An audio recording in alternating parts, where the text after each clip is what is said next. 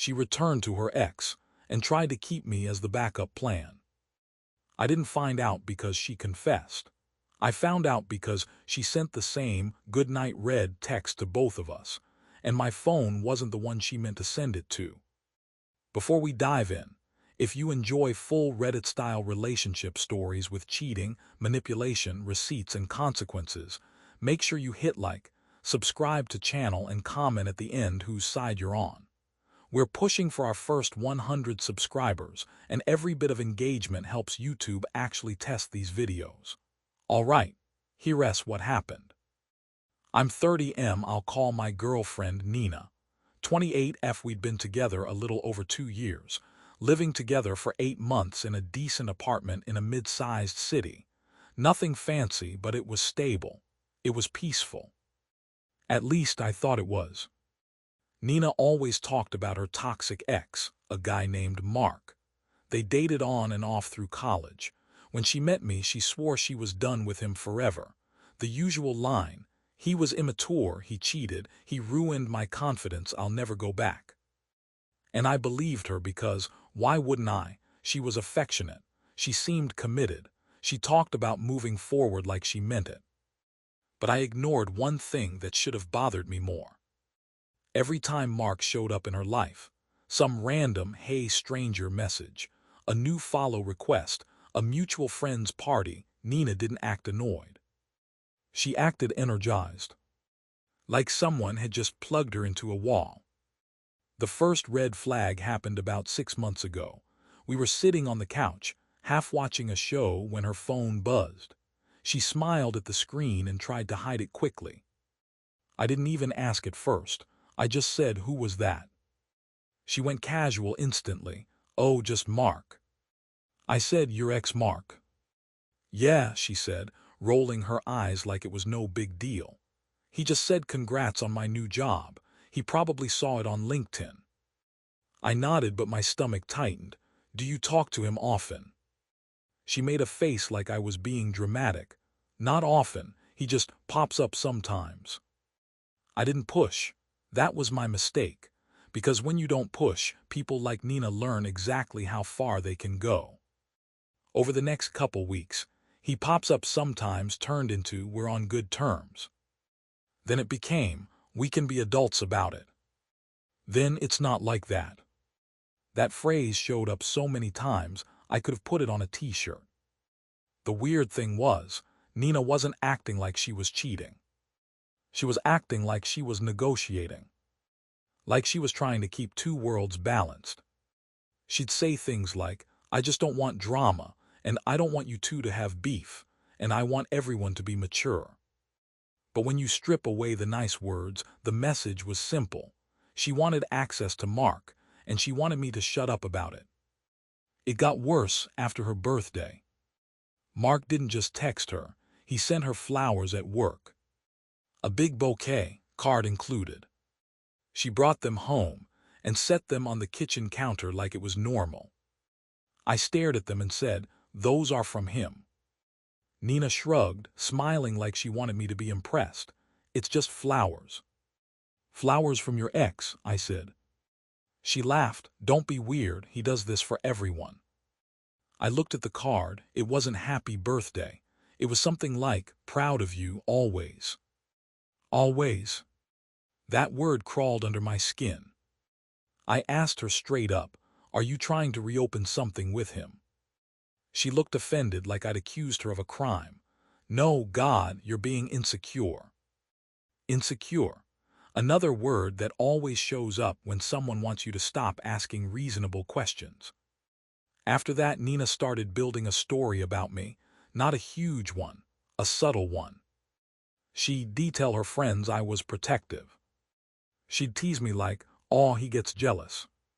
She'd say it smiling like it was cute, but I could feel the framing shifting. She was preparing the narrative where I was the problem. Meanwhile, her behavior changed in these small ways you only notice when you live with someone. She started taking her phone into the bathroom. She started running errands alone more often. She started staying late at work, but didn't get paid overtime. She started dressing nicer on days She said she was just grabbing coffee. I tried to tell myself I was reading too much into it. I didn't want to become that guy who turns into a private investigator because his girlfriend got a haircut. But then the biggest red flag hit.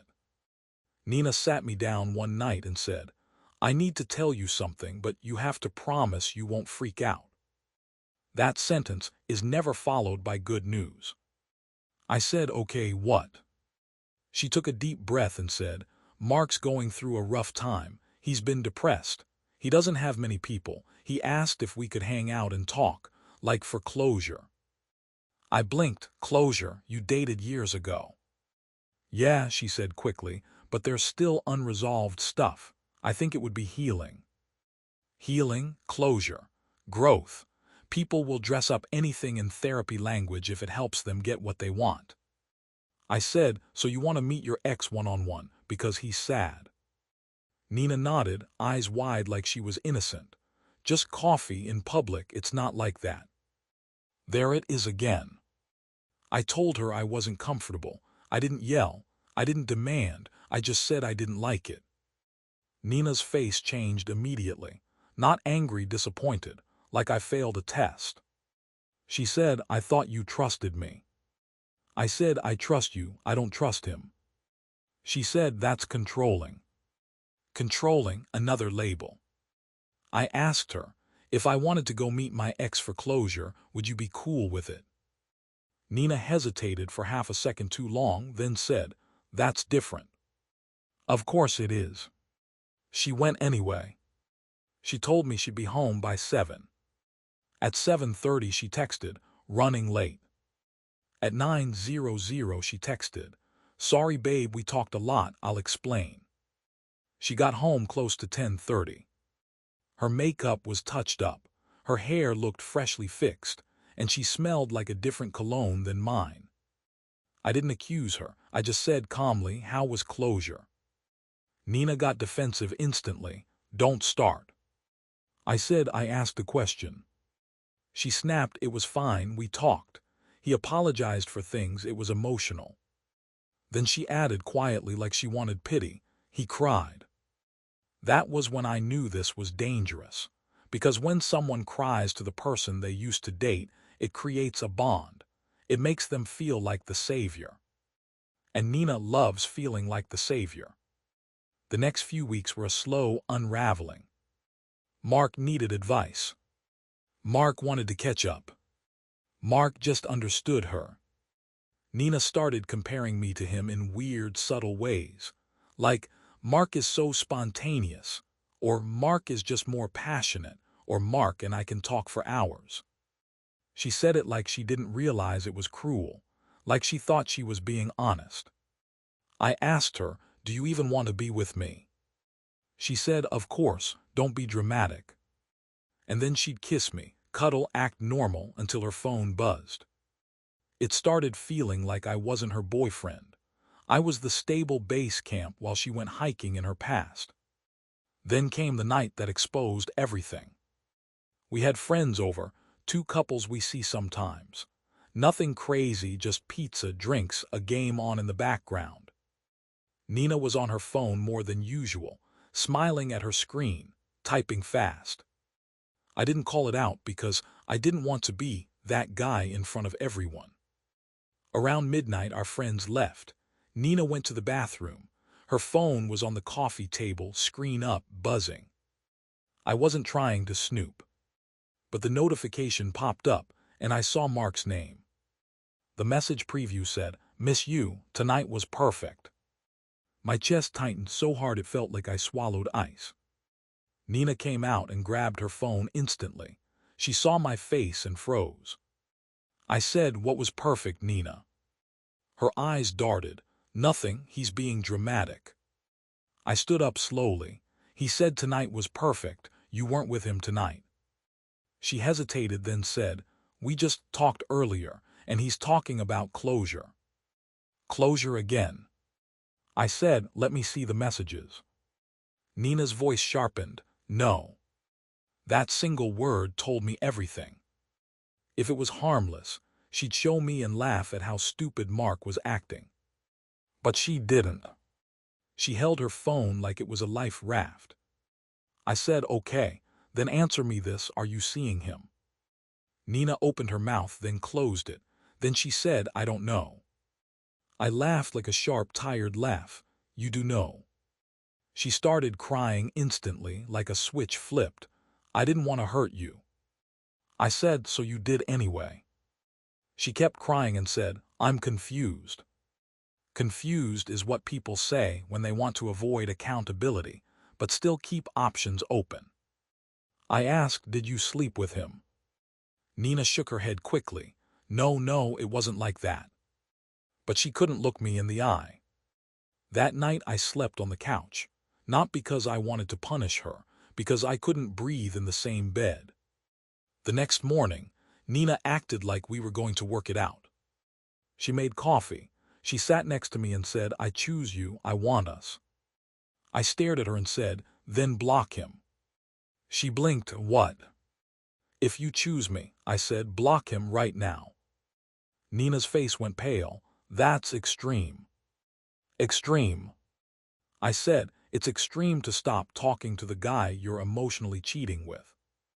She whispered, I don't want to be a bad person. I said, then stop doing bad person things. Nina got quiet. Then she said the line that basically confirmed the entire truth. I don't want to lose you, but I don't want to lose him either. There it was. Backup plan. I wasn't her partner. I was her insurance policy. I told her, you don't get both. Nina wiped her cheeks and said, why are you forcing me to choose?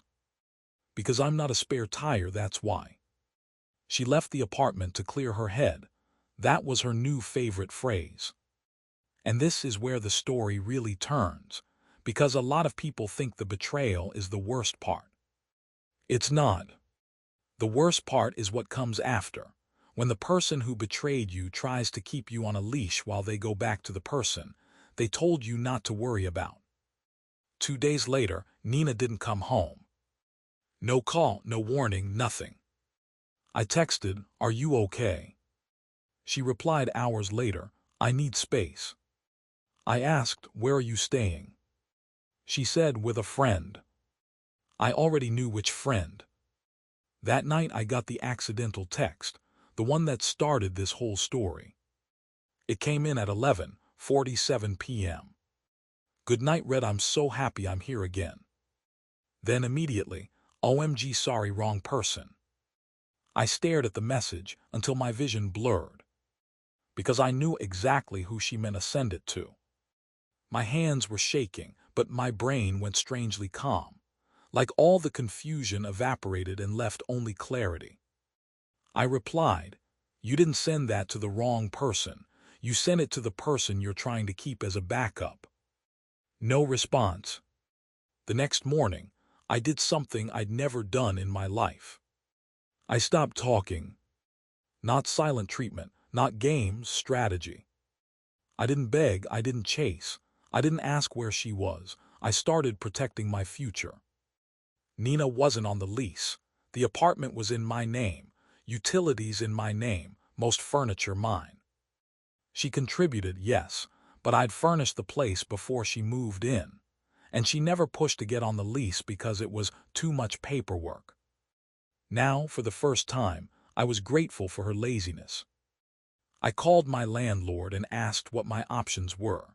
He said legally I'm the tenant, and if Nina isn't on the lease, she has no tenant rights to stay without my permission.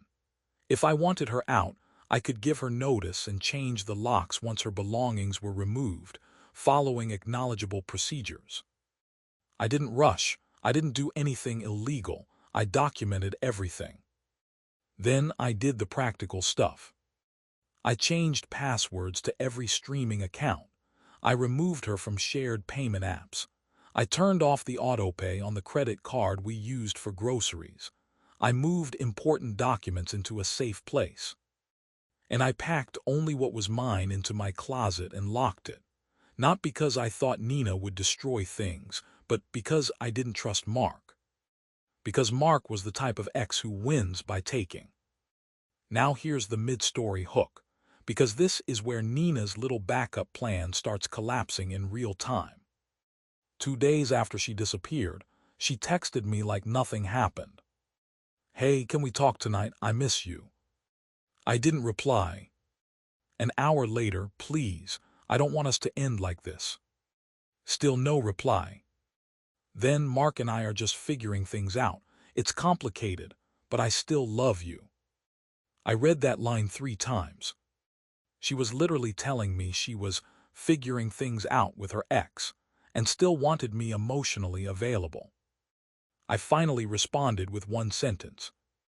"You can't keep me on standby while you test drive your past." She called me immediately. I didn't answer. She left a voicemail crying hard.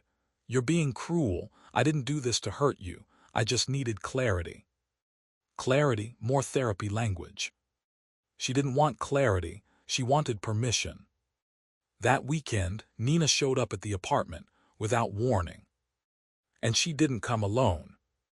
Mark was with her. He stood behind her in the hallway like he belonged there. Nina smiled like she was trying to be cute. "We need to talk." I looked at Mark and said, "No, you need to leave." Mark raised his eyebrows like he was amused. "Bro, relax." "Relax." Nina stepped forward. "We just want to clear the air." I said, "Clear the air about what? You left to be with him." Nina shook her head quickly. "It's not that simple." I laughed. "It is that simple. You chose him." Mark scoffed and said, "She didn't choose anybody. She's just trying to be happy." I stared at him. "And you're helping her be happy by showing up at my apartment." Nina got emotional. "Stop, you're making this toxic." I said, "Toxic is cheating, and then bringing the guy to my door like I'm supposed to negotiate my own relationship." Mark took a step forward and said, "Look man, she cares about you. She just needs time. Why can't you be mature?" That word again, mature. People always want you to be mature when they're doing something immature and they want you to swallow it politely. I said, "Here's maturity, I'm done." Nina's face shifted like she didn't expect me to say it. "Wait, done, like forever?" I nodded, "Yes." And this is where Nina's mask slipped. Because when she realized I wasn't going to stay as the backup plan, she panicked, not emotionally, financially. She said, "Okay, but what about the apartment?" I blinked, "What about it?" Nina said, "I can't just lose my place." I stared at her. "You already left." She said, "I need somewhere to keep my stuff. Mark's place is small." Mark's place is small. So she moved in with him, but wanted my apartment as a storage unit and emotional safety net. I said calmly, "You have 2 weeks to move your things out. After that, I'm changing the locks."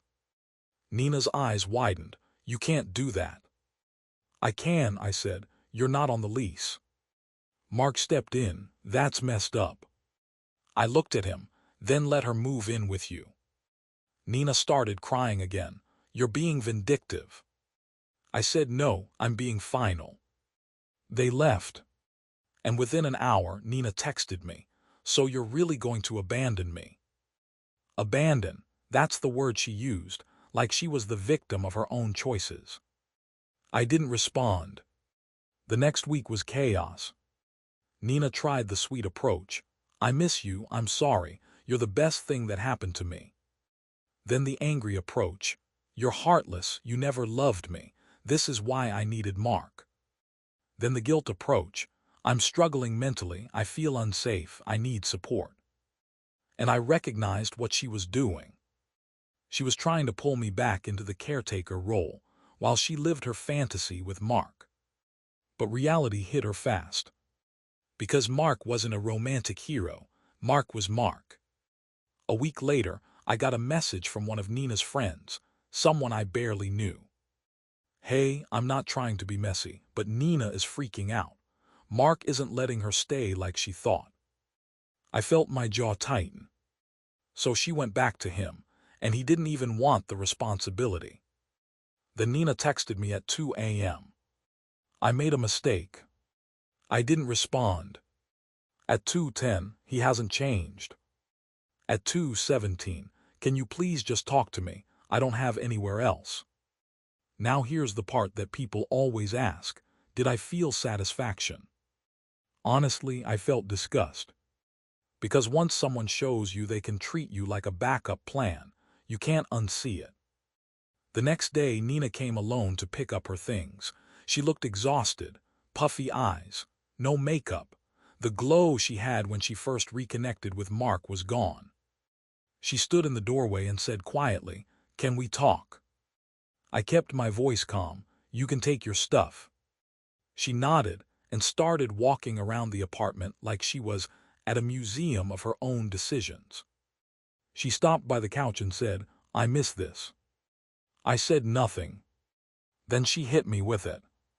"I didn't want to lose you," she said. I thought Mark would be fun and you would be safe." Safe. There it is. Backup plan spoken out loud. I looked at her and said, "You thought you could have both." She started crying. "I didn't mean it like that." "Yes, you did," I said. "You literally said you didn't want to lose me or him." Nina wiped her face. "I'm sorry, I was confused." I said, "You weren't confused, you were greedy." That made her flinch like I slapped her. Then she got defensive. "That's not fair." I said, "What's not fair is you trying to keep me as the stable boyfriend, while you went back to the guy you swore was toxic." She whispered, "He begged me." I nodded, "And you wanted the attention." She looked down. I continued, "If you want closure, here it is. You don't get to come back when your fantasy fails." Nina's tears turned to anger. "So you're just going to throw me away?" I laughed, but not in a happy way. "You threw me away first. You just expected me to stay on the shelf." She grabbed a box of her stuff and stomped toward the door. And right before she left, she said the most revealing thing of the entire story. "I thought you'd fight for me." I stared at her. That's what she wanted. Drama, competition, two men proving they wanted her. She wanted the ego boost of being chosen. I said calmly, "I'm not fighting another man for a woman who already left." She left without another word. Over the next 2 weeks, she came back twice for more things. Each time she tried a different angle. The second time, "I'm in therapy now." The third time, "I'm scared, Mark is being weird." And listen, before anyone jumps to conclusions, I'm not saying she deserved harm. If Mark was threatening or abusive, that's serious. But the pattern was obvious. She only came to me when she needed safety. Not because she loved me, because I was useful. I told her, "If you feel unsafe, call your friends or family. If it's serious, call the police. I'm not your partner anymore." She stared like she couldn't believe I wasn't folding. Then she sent one last message that sealed it. "I'll always have love for you. I just wish you weren't so cold." Cold. No, I was finally warm to myself for the first time in months. Here's where karma hit in a way I didn't even plan. Remember how Nina wasn't on the lease. She also wasn't on the utilities. When she moved in, she insisted she'd send me her half each month. Sometimes she did. Sometimes she didn't. I didn't track it because I loved her. After she left, I went back through my payment history. I found months where she skipped her half but still went out with coworkers, bought concert tickets, ordered delivery like money grew on trees. I realized I'd been subsidizing her life while she kept Mark in the background. So I did something simple. I stopped subsidizing. No more shared anything. When the month ended, I moved to a cheaper place closer to work because I didn't need a couple apartment anymore. And when she messaged me about mail coming to my address, I told her I'd forward it once, then she needed to update her address. I wasn't her secretary. Weeks passed. Then months. I started dating again, slowly. Not to replace her, just to remind myself that normal love doesn't feel like negotiating your dignity. And Nina. She kept circling like a satellite. Every few weeks, a text from a new number. Hey, can we talk? Every few weeks, a DM. I miss you. Every few weeks, a friend of hers would randomly view my story. It was like she couldn't accept that her backup plan walked away. The final twist came when Mark himself messaged me. Yeah, Mark. He wrote, bro, can you talk to Nina? She's acting crazy. I stared at my phone. The audacity. He wrote again. She won't stop calling me. She keeps comparing me to you. I almost laughed. So Nina went back to her ex, and when he didn't live up to her fantasy, she turned the pressure onto him. And now he wanted me to fix it. I replied with one line. You wanted her back, congrats. Then I blocked him. That was the end. Not because Nina finally understood. People like that don't always understand. But because I understood. I wasn't her partner, I was her backup plan. And once you see that, the love doesn't feel romantic anymore. It feels like a contract you never agreed to. So that's my question for you. If your partner went back to their ex, would you ever take them back if they claimed it was a mistake? And do you think Nina truly loved me? Or did she just love the stability I provided? Would you have confronted Mark directly or handled it the way I did, quietly with boundaries and finality? And lastly, if someone told you I thought you'd fight for me, would that be a red flag you could never unsee? Tell me in the comments. And if you want more long Reddit-style stories with receipts, twists, and consequences, make sure you subscribe to Reddit Story Vault.